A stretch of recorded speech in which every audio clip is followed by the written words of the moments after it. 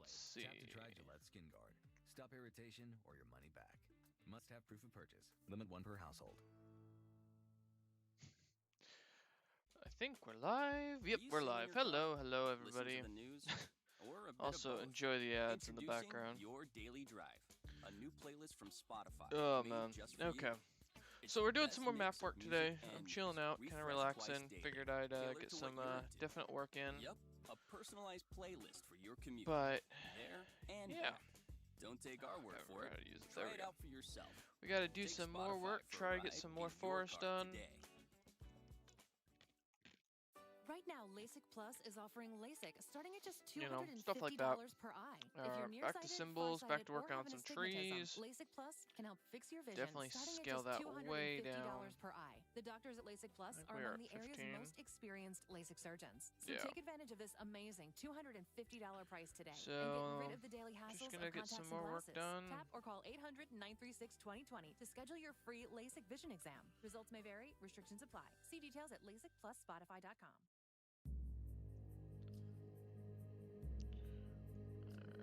Big thing here is probably to just focus on the very fertile areas first, because that's where you're gonna have a lot more of your trees and yeah, stuff like that. We're gonna make sure this thing looks as somewhat realistic as possible. I might also change up the trees as I get farther down to the southern hemisphere, just to give it a better idea of what we're working with. Because all of this should be really dense foresty areas. We'll of course adjust it when we get to working on the city map. Assuming we do that today, I might. If not, then we'll just chill out and do some artwork and relax. I don't know how long I'll stream it for. It'll kind of depend on how things are looking and what my schedule ends up being. Luckily, I'm out of class for the term, so we're not too worried about homework or anything like that at this point. More of my issues, I'm thinking I'm gonna be, I might switch over from doing like forested stuff to working on naming stuff as I go. So, cause that's a big thing that we can do. And then I'll probably, what I'm thinking about doing, and I haven't decided yet, I'm gonna see if I can't layer this. Apologies. I'm going to layer the city map with the cities on top of the actual map itself, and then I'm going to try and save that layer, or see if I can copy that layer over onto this map, so people can get an idea of where the cities lay in comparison. We'll see though, because then that'll also help me with clearing out maps or clearing the map properly to get the proper foliage and everything more realistic as we put cities down and stuff like that.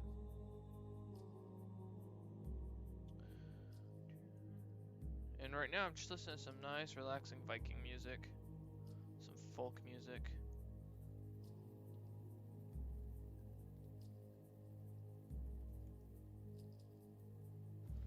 But yeah, as I get further down into here, I'm going to probably change up the trees a little bit to represent other things. Because like here in the Northern Territories, I'm going to try and do this teak wood stuff to show the difference, that there is a slight difference in these trees. There we go.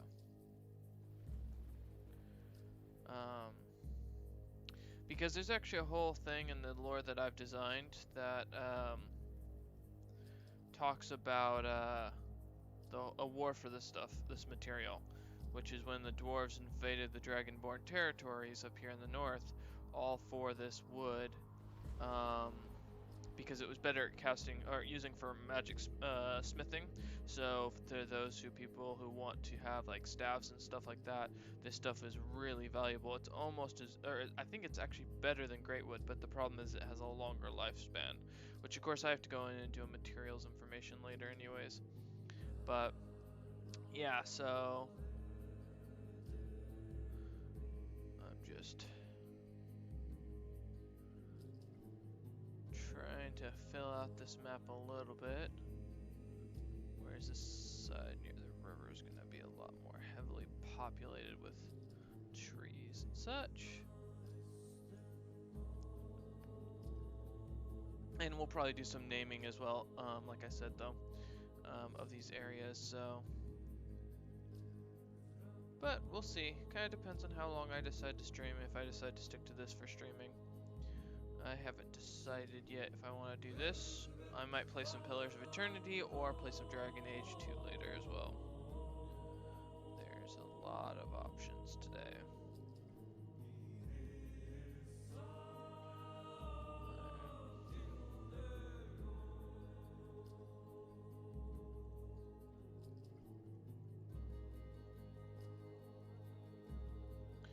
Just gonna try and mainly get the very fertile lands thickly forested to show.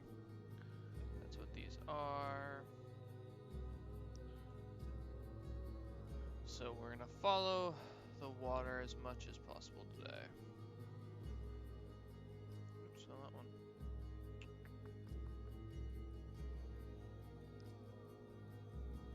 There we go. Alright.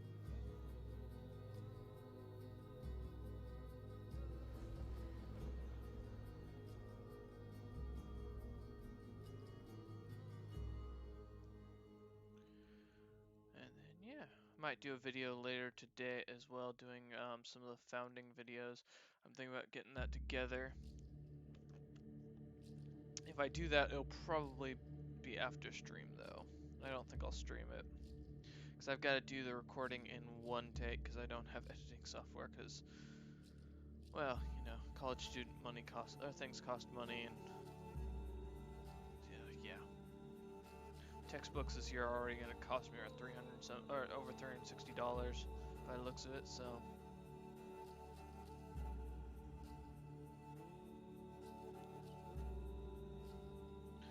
Alright. Let's go back to working with fertile lands, just to give this, we're getting some shape as much as we can for these areas, so. And I don't know if my incessant clicking in the background is being able to be heard or not, but unfortunately just dragging this thing around doesn't work as effectively, because as you can kind of see, it doesn't put the trees as thickly as they should be, as I'm trying to like project. So.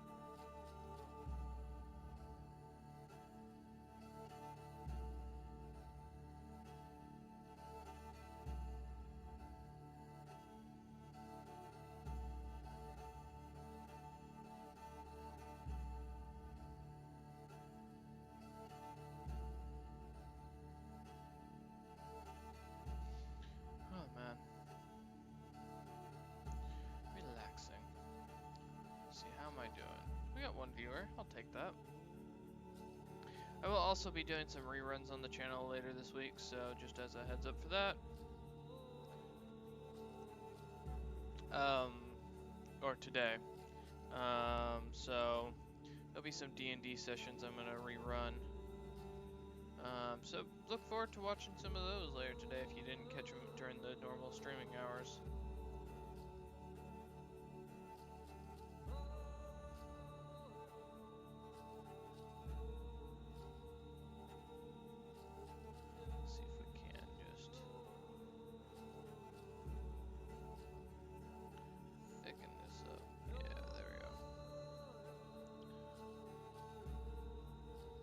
Luckily, the Drafican territories are very not as fertile overall, so you end up with a lot of areas where there isn't going to be much growing in them. That was fucking weird. I saw a weird reflection behind me. But yeah, so same things these days. Yeah, so, and then of course, like I said, I think I'll do, once I get the Fertile Land's done here, I might go through and start doing some naming of what we have thus far. Like naming some of the rivers, naming some of the mountain ranges. So we've got the mountain ranges done at this point. All that is really left here for this map is doing the trees to kind of represent how fertile the land is. It kind of gives you a better clue as you see the trees kind of sparse out further down. So, but yeah, we'll see. And this is my only day off of the week, so yeah, we're gonna get to chill and relax for the day, hopefully.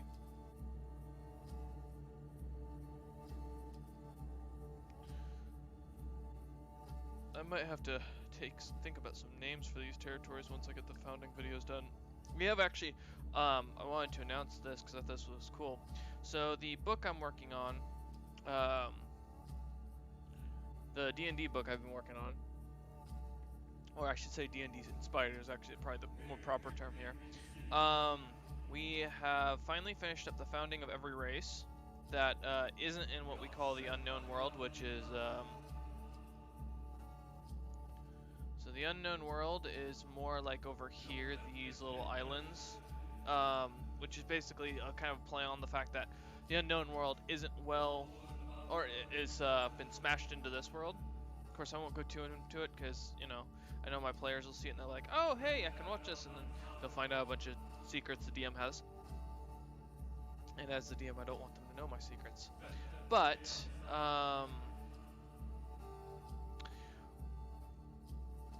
as far as it goes for the known world, thus the ones that the Champions of Pyros have been writing about in their history book, who are kind of like it's a pseudo-author name, I guess, of sorts. Like, I use it as they're an organization of this world to kind of write this history, so you get it from a like an end character kind of point of view, but you're getting it from multiple characters. It's not just once. People are, well, I mean, the group doesn't always sign up off on it, but some people, most sections will have like names and stuff that we're gonna sign off on. So, like, for example, I have one of the researchers called Alfred the Last of his name, Armander. So he was an old D&D character of mine I put as one of the Champions of Pyros. And he is he wrote one section, so at the very end of it, it signs off with his name and his nickname, and so it kind of adds a little flavor to the book a little bit, I feel. So, yeah.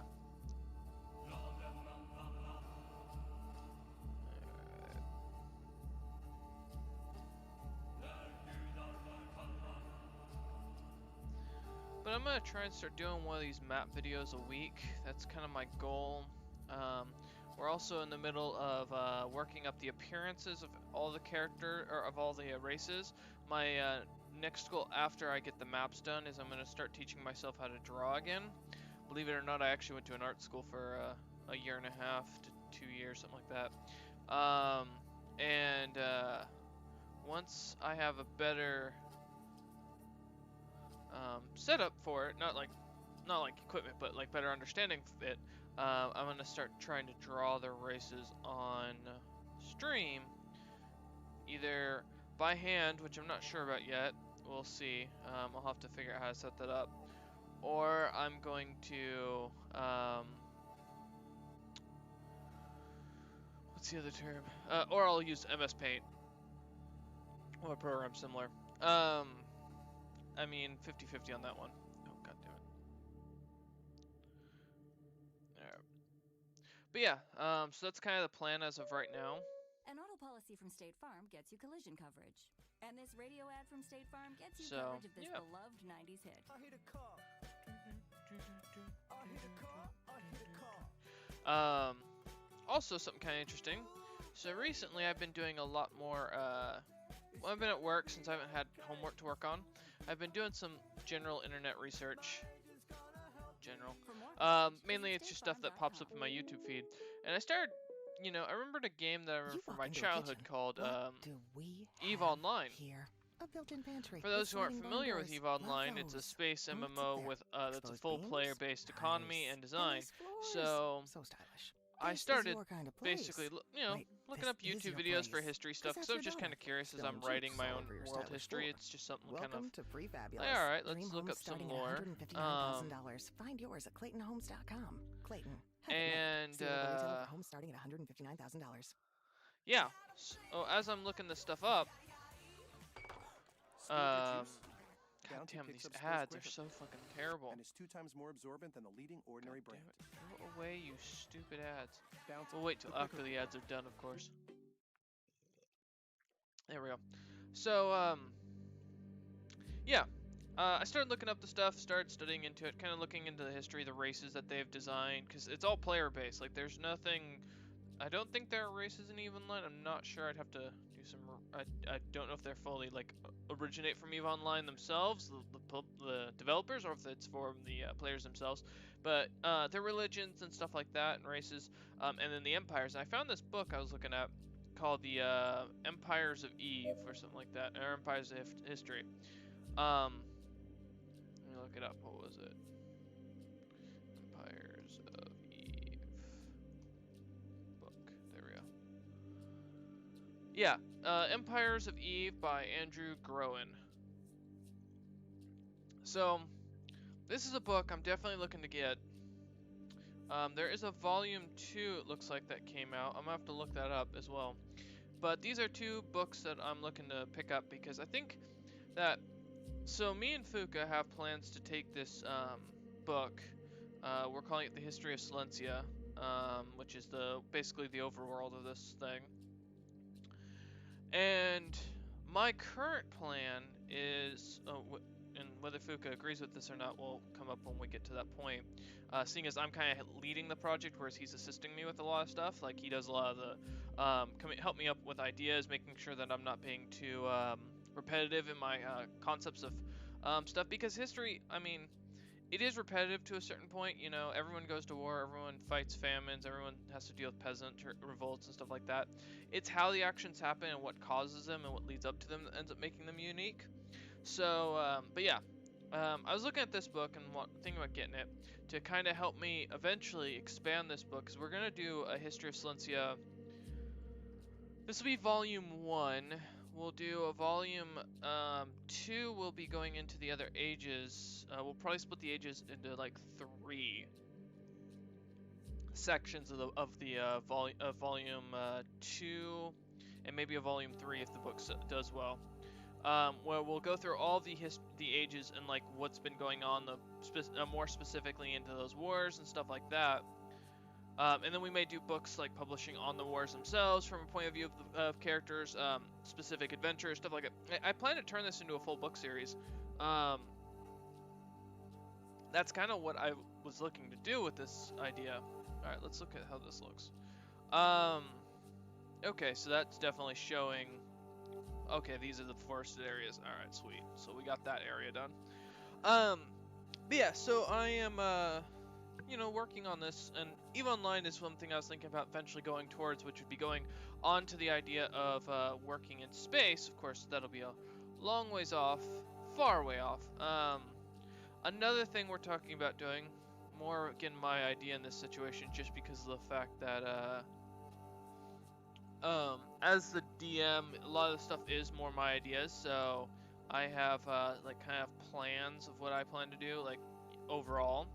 I'm thinking about bringing on a bunch of players from the Twitch community from, here, creating what I call a overarching game where the players themselves, instead of playing one character, more in a CK2 or EU4 style, play, what's the term? More play like as the race of the countries and nations, and basically interact with each other once every like month or two, as time goes through, just to give more of an interactive history that makes it more unique and conniving. But the thing will be, I'll have to get some players that are willing to sit down, read all the lore, get an idea of their race from their own understandings, and then I will assign their characters kind of like traits and ideas and stuff like that, and go from there. So it's a long ways off, but you know, it is definitely something we're thinking about. Or I have been thinking about. I'm contemplating it still. I wouldn't play myself because I don't think that'd be fair, although I'd love to do something like this with another campaign.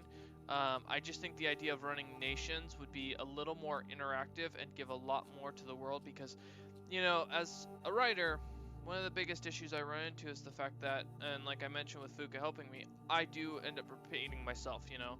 And again, although history does repeat itself a good amount, we run into that same issue where even if history does repeat itself, a lot of that history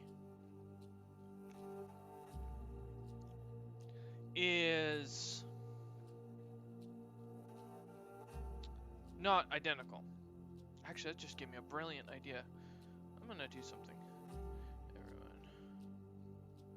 While Wolf and Robert are away, does anyone want to join a Saturday game that will be sort of a one-shot, but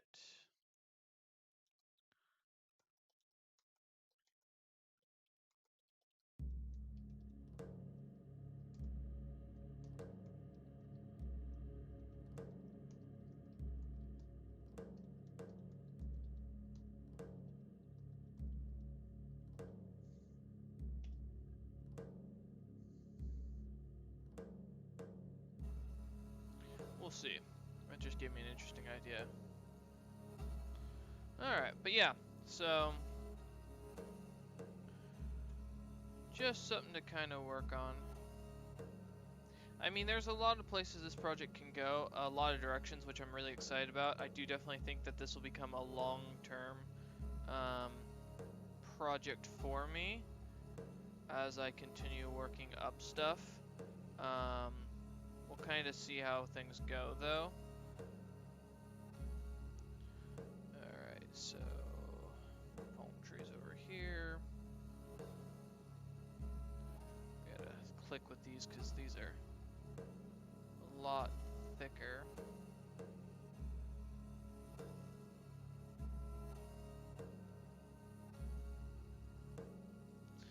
Alright.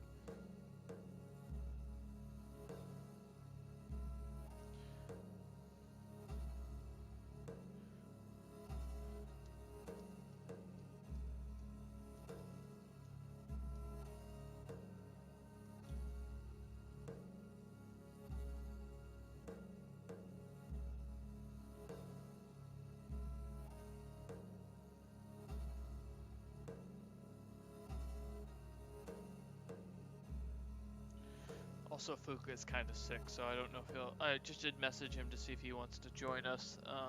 Although, you know, he might not because he's not feeling the greatest. He's got a really bad sinus infection, so we'll kind of see if he decides he wants to come and join or not. He also might be in class.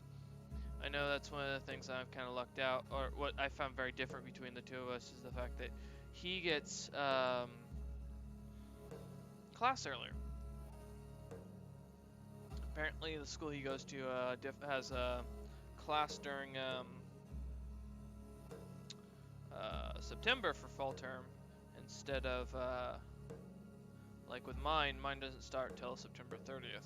So, but yeah, we got a lot of lore stuff to work on, and you know, it's piece by piece on a daily basis. You know, I don't work on a lot of, or I work on each section as I go through, you know, folder by folder. Trying to get the races done, because that's like our main concern at this point, is once we get the races kind of fleshed out and then the continents kind of fleshed out, like the maps, we'll be able to really from there overarch things. Whereas that's something I gotta admit that so as I was talking about the EVE Online book as an example, This guy already has, like, the history's kind of pre-written. He has to do research on it, but this stuff is out there, even if he has to do a lot of work to find it. No, and not to, you know, trash talk him, because, I mean, honestly, the amount of work he did was amazing. But his stuff is pre-written. He's not writing it from his own imagination. This stuff actually happened, which makes it a little easier, in my personal opinion, to write. Because a lot of it's more just now stylizing the information and making sure everything's accurate and double checking it. But it's already there. You're not coming up with it. That creative essence of let's make everything up isn't there. You're not under that kind of pressure to figure out this type of stuff. Whereas for me and Fuka, we have to invent all of this world. Now, Wolf gave us the recommendation when he was helping us out with this stuff to be a little vague. Because in truth, you know, history is very vague. There's a lot about history that we don't know. And so he mentioned, you know, that we weren't being vague enough in a lot of categories. However, I think a lot of his idea is the fact that this is still like a D&D book and just fleshing out the world. For me, this is actually becoming its own, like my own book series idea. And the problem is, yes, of course, we do have that issue that there's a chance that this will get so big, it'll become overwhelming and we won't be able to handle it. But yeah, you know, I think overall that's kind of how projects are for me. They start out really small, and to be fair, this did. It was more of just, okay, here, let's write this, what's been going on in history so far, and keep track of things. And then now it's slowly expanded into this, what is basically a full-on book. I mean, we've got to have hit 400 pages in this book at this point, and we haven't even hit halfway through the races. I mean, we've got all the ages of history done. Oops. And we have, what's it called? The gods somewhat fleshed out. Like, we have the gods and what they do, but we don't have much of their backstories done yet. Actually, we do have, let me rephrase that. We have a lot of the gods' backstories done, so that's actually really well done out. Like, the players understand the gods for the most part and what they do. I've kind of set myself down to where now I have these gods. This is it. These are the churches. Here are the gods, and I'm done. I'm not going to add any more because I don't want to, you know, to expand it. I think we got the Three Pillars Church, which is the main church. That's who the High King is under, or who runs it, with his Holy Trinity below him of destruction, creation, and time. Then we've got, and then of course he's got the houses underneath him of Wrath and Rage, of Balance, of Death, and then of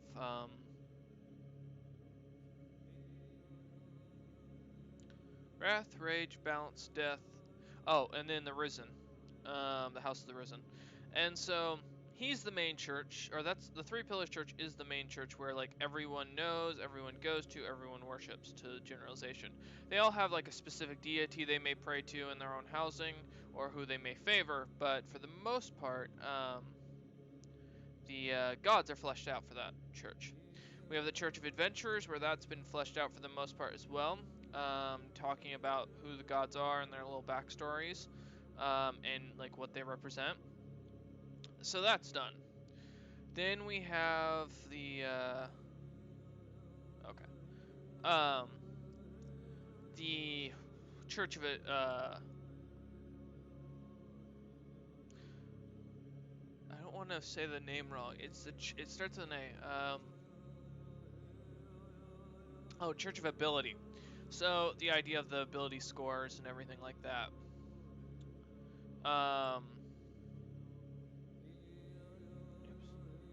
Let's delete you and delete you there.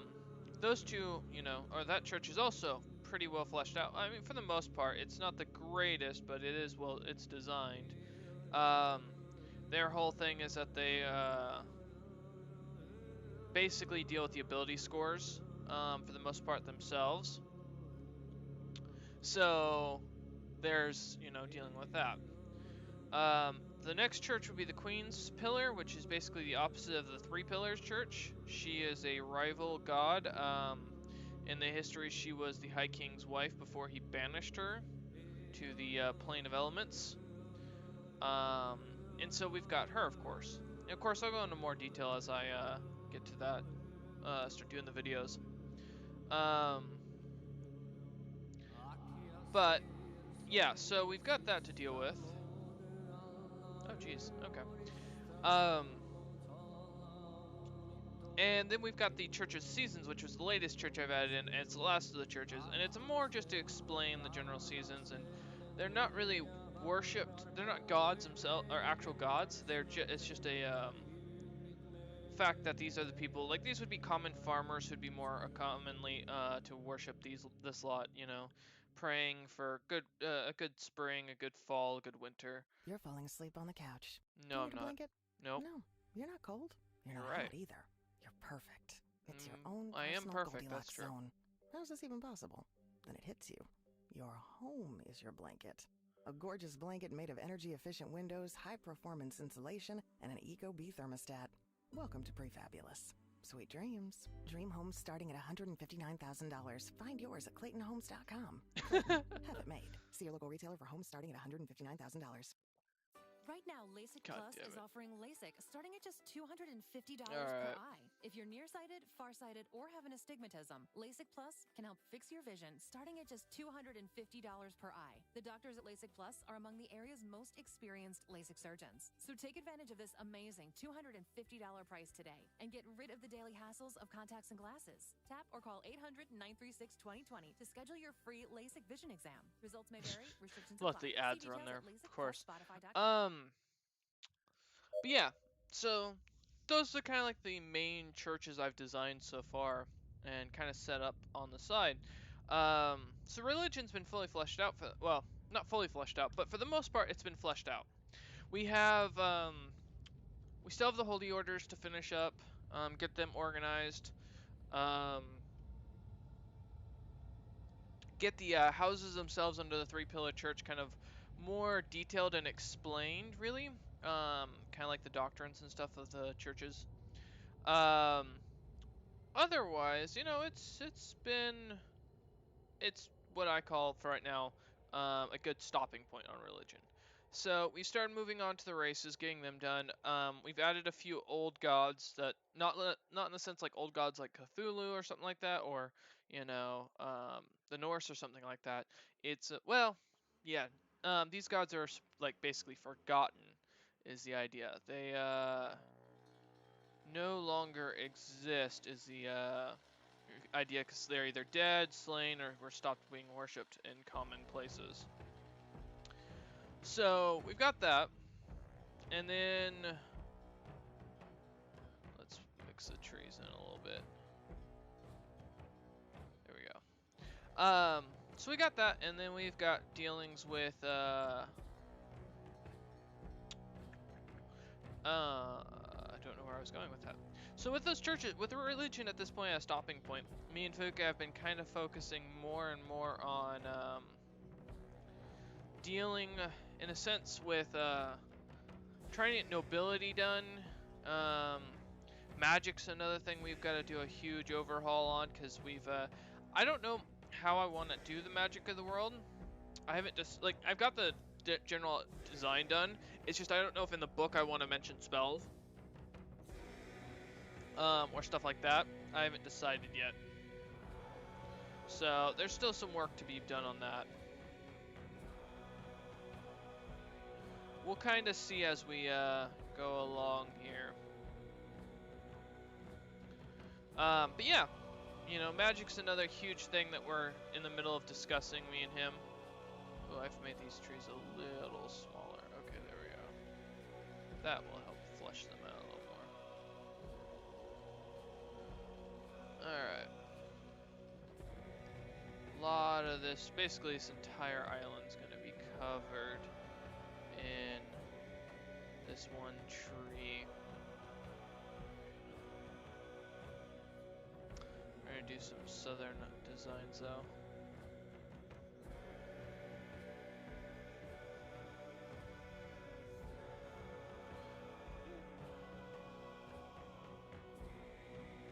Mix them in a little bit in here.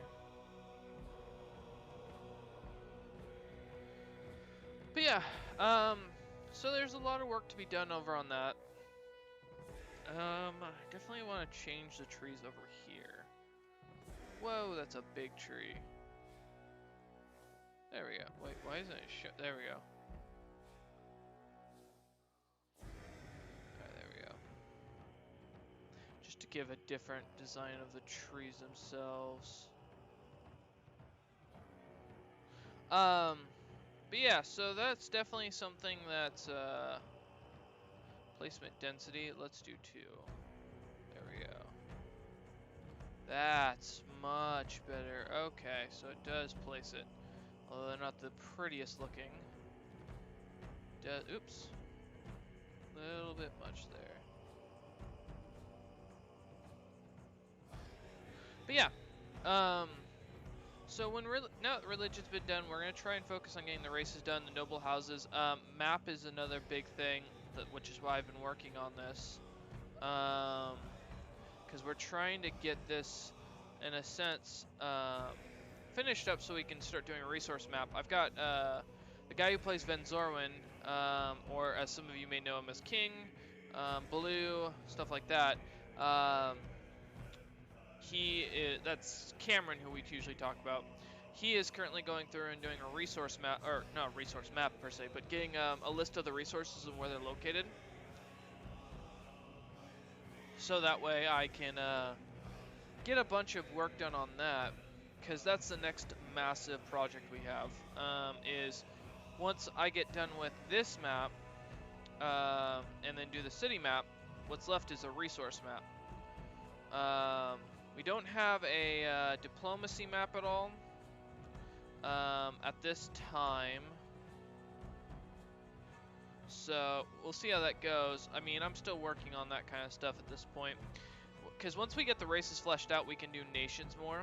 So you can see why there's been a lot of confusion on lore as well, because a lot of this world we're writing from scratch. You know, let's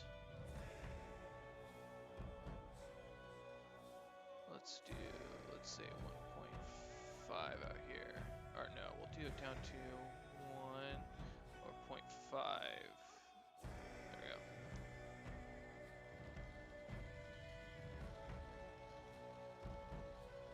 Just doing the dead areas.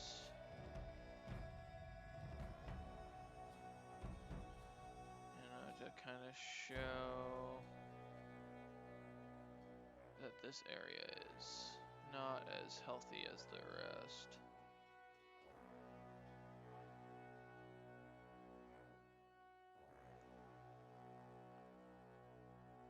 There we go.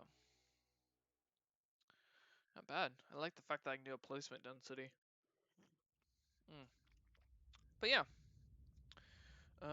Definitely save. How's we looking now? Let's look at it from afar. I mean, it's looking much better. It's coming together very well. Definitely still got a bit of work on here, but we're getting there. Oh, how long have I been streaming for? Only 38 minutes. Yeah, but I've been talking a lot. Ugh. But yeah. Let's see, how are we doing on stream? Not too bad. Pardon me. Oh yeah, I need to go make a phone call, so I think we'll call this good for today. I think it's a good chunk done. I might come back and stream later with something else, but I think for right now, this will work out for me. Thank you all who have watched, and I hope you enjoyed my little spew today. Look forward to some of the founding videos probably going up this week, most likely. So,